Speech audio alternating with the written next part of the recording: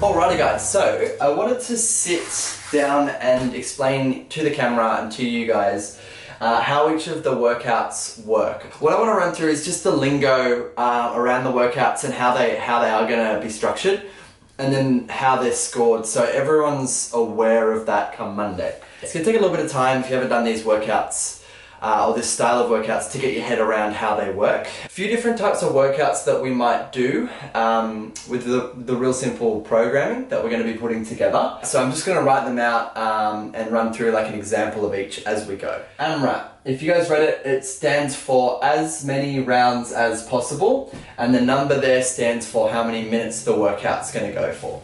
So this is a 20-minute AMRAP, which means that what I'm going to be doing for 20 minutes is 5 squats, 5 burpees, and then a 200-meter run.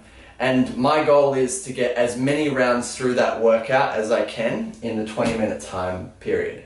That's the beauty of an AMRAP. You know exactly how long you have to work for, and you just got to go for it for that time period. And my example here of a score is I've completed 5 rounds. So I've completed through this 5 times.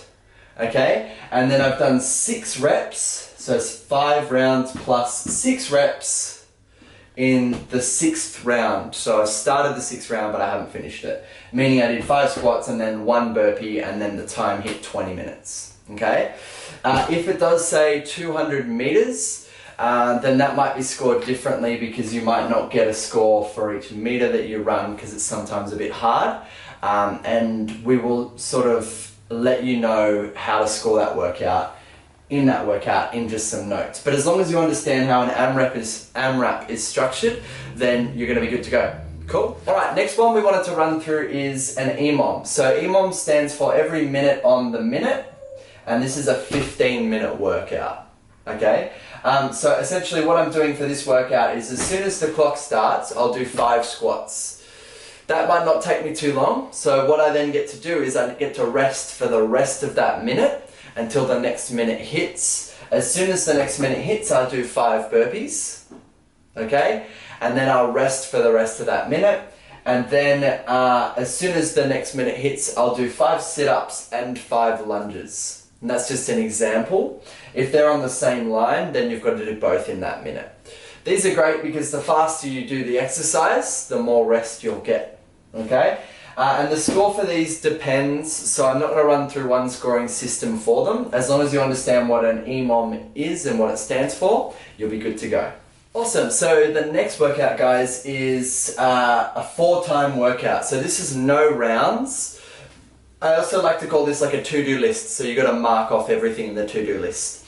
You've got to work from top to bottom, unless we tell you otherwise. So you've got to start with the top movement and work all the way down to the bottom. These ones will often have bigger rep schemes because you've got to plug away at those repetitions. So sometimes much bigger sets than 15. And the idea is let's say for example there was 50 repetitions, you've just got to chip away at those reps slowly and get them done as quick as you can, and then move on to the next one.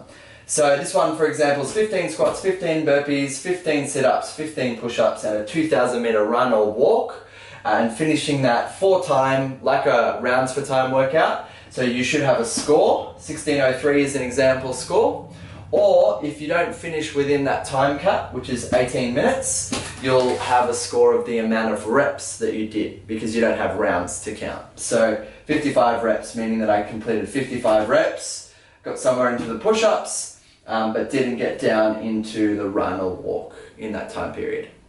Okay, so the next workout is a rounds for time workout. So I've used pretty much the same workout there, or movements and repetitions, but this one is changed to a rounds for time. So this is 6 rounds for time. Okay, so my goal is for this one is to finish 6 rounds of 5 squats, 5 burpees, 200-meter run as fast as I can. Okay, so an example score for this will be 12 minutes and 57 seconds, because that's when I finished my last 200-meter run of my 6th round. If I do not finish the workout in the 16-minute time cap, okay, then my score turns into an AMRAP type score. So what I do instead is I write down I completed 5 rounds and then I did 2 reps into the 6th round or the final round, which means I would have done 2 squats. And that's how we know whether you finished the workout or not. If you finished, you have a time because you finished it within the time cap. Or if you got time capped, then your score will be 5 plus 2 or numbers like an AMRAP would be. Cool. Okay, and this workout here, guys, is very similar to an AMRAP and scored the same as an AMRAP. So as many reps as possible. Okay, so instead of counting the rounds, I'm counting the individual repetitions that I do. So for these ones, you might need a piece of chalk to keep a tally or something to keep a tally. So just keep that in mind. And this is a 28-minute workout, for example.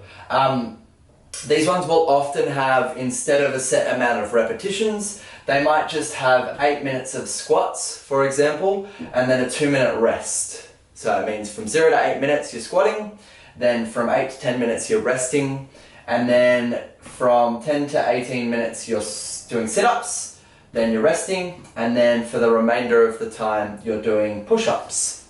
Alrighty? So you're counting each individual rep. For these, often I'll do it in 10, so every 10 reps I'll put a stroke down on a tally or something like that. Requires a little bit more counting, but another good way to get a lot of volume out, a lot of repetitions. Your score for these ones, I'll write that up. Your score for these ones, as I was saying, would be a number, so the amount of repetitions that you did. So for example, I performed, total amount of reps was 126 in the full workout following the time structure. Alright, and lucky last workout, death by. So I left this one to last to, if you've been a previous client or if you've dealt with me at all, you know these ones are tough. But death by, these ones are fun. These are a good push and a really good benchmark and a good way to understand if you're getting stronger and fitter and things like that. The way this workout works is it's very similar to an EMOM, so every minute on the minute is what you need to worry about. And essentially minute 0, unless you're told otherwise, you're going to do 1 of each rep. So as soon as the clock starts, you'll do 1 of each rep, okay? And as soon as the next minute hits, you'll do 2 of each rep. And then as soon as the next minute hits, you'll do 3 of each rep. You essentially keep going until you fatigue too much and you can't finish that in the minute, okay? If it's listed like this, you always need to perform these before these, okay? So if it's 3 of each, you do 3 burpees and then 3 squats. You don't do a burpee then a squat each time. So an example for this is, an example score is 12 rounds completed, okay? And then you did 16 reps into the next round, but you didn't finish the next round in the 60 seconds, meaning that your score is 12 plus 16. And your score will always be a number plus a number for this one. These start really easy, like really easy, but get really difficult toward the end. And sometimes we might get you to start on a certain amount of reps so that it's a bit harder, faster.